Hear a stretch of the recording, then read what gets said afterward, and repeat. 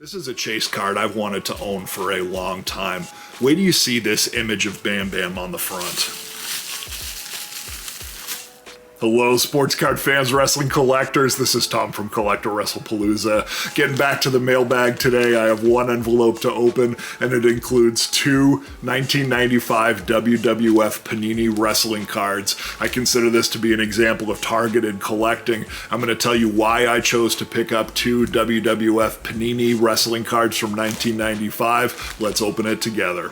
CollectAWrestlePalooza. CollectAWrestlePalooza. So what is targeted collecting?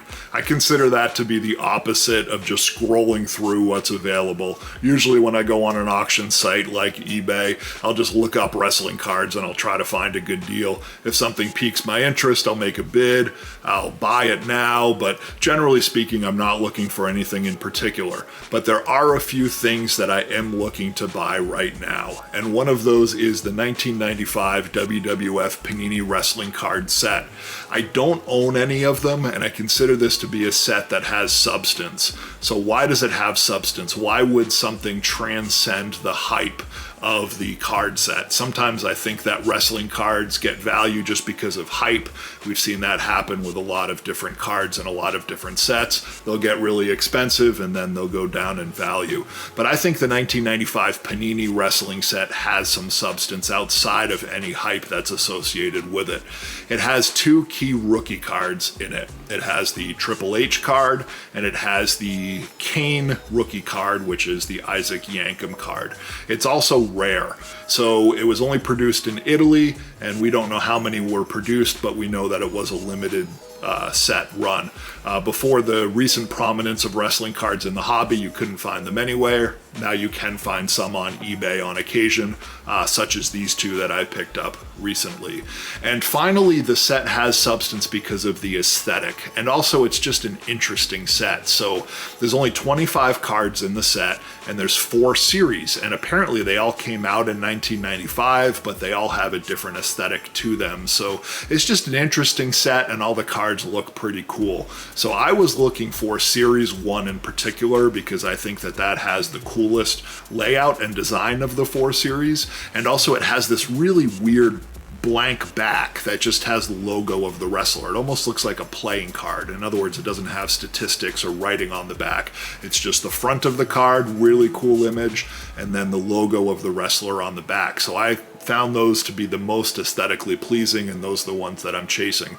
And finally, in terms of the entry point, I wasn't looking to buy like the Isaac Yankem card. There's one on eBay right now that's $700, and that's above what I want to pay for a wrestling card, particularly in an illiquid market. Buying something for top dollar, or I consider $700 to be top dollar, that's a significant purchase for me and probably anyone watching this channel. You don't know what that's based on. In other words, you're not going to see multiple sales at that price because it's a pretty illiquid market. It's a lot of name your price. So I don't think that I think there's always a risk associated with it. I don't think that it's a stable purchase unless it's a must-have card or something that is more established, like an 82 Hogan or an 82 Flair that has more lineage of pricing behind it. Whereas this Isaac Yankem card, could it be worth $1,000, $2,000, $3,000? Who knows? It's whatever price someone's willing to pay, but for me, $700 is too high an entry point. I like to stay $50 or under in illiquid cards in today's market.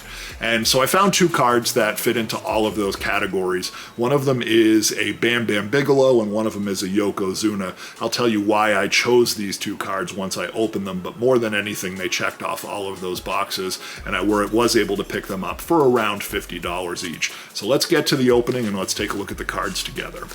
So nicely packaged here. You can see it is in a bubble mailer, but it also has some inner packaging. I can tell that there is some substance to this. Yeah, it is wrapped in cardboard and more bubble wrap, which is always a good sign.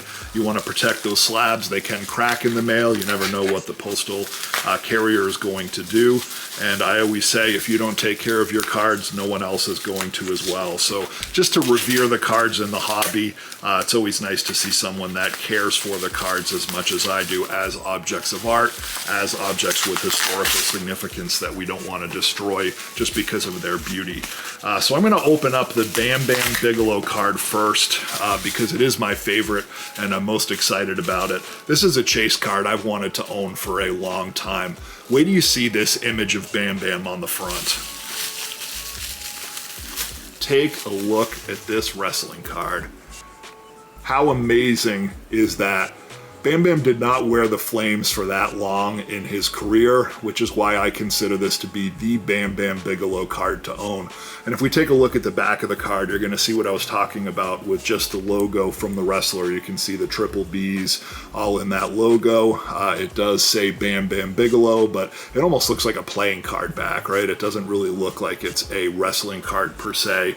There's no statistics. The trademark information, the copyright information is all at the bottom here. So again, the way that this card presents itself is almost like something you'd pick up, and this is almost the back of the card, even though it's the front of the card, which just gives it some intrigue again, and why I think that this set has substance, because wrestling cards were still figuring themselves out in 1995, and this was only released in Italy. It just has a lot of really interesting stories behind it, you know, everything that I had mentioned before in the video. But this is one I did want to pick up. It is in a 7, which is probably a pretty good grade for any sort of rare set or rare card. I always say if the set is extremely rare, 7 or up. Otherwise, always stick with PSA 10s if they're in abundance, because you need to manufacture some rarity by getting a high grade. In this case, though, I think a 7 is a fine grade for collecting this. I think I did pick this one up for just under $50, which I consider to be a good price at the time of this recording. And moving on to card number 2 here. This one is not a rookie, it's nothing like that, but it is a pretty early card of Yokozuna. And I think that Yokozuna cards are underappreciated in the hobby. He is a Hall of Famer for sure. He is an ex-WWF champion, an agile big man. And if you like Yokozuna, he does have a legion of fans that do appreciate what he did in the ring.